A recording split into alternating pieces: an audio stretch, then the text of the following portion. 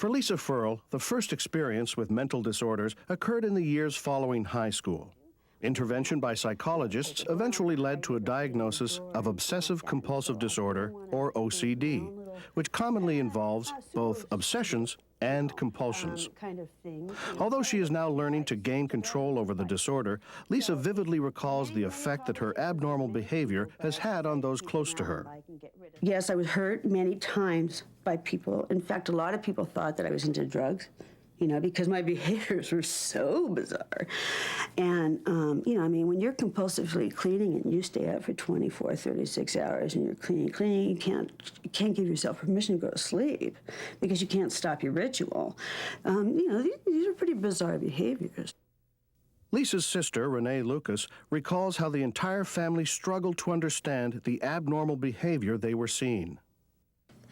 I don't think I always knew really to the extent of Lisa's illness and how it affected her daily life.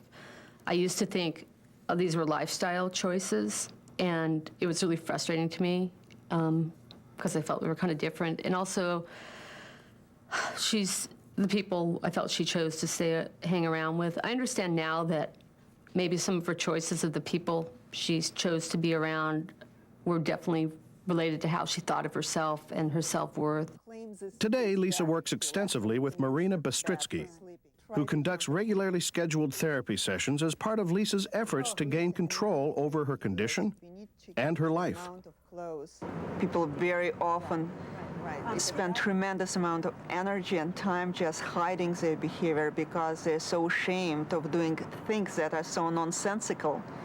And they feel they're nonsensical, and they go to really great lengths to hide their behaviors from others. And you often see it in children as well. Have it in the kitchen?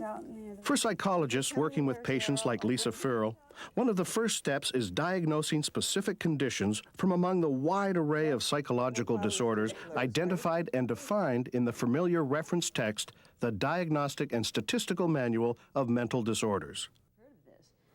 Lisa Furl has been diagnosed and is undergoing treatment for OCD, a disorder that presents some unique challenges.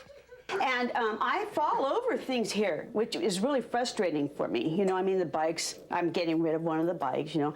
One of the other things Lisa deals with is fear of contamination, fear of bugs. It's another aspect of obsessive compulsive disorder. She fears that if she sits down on something, she will be contaminated. She fears to put her hand in certain places for the fear of contamination.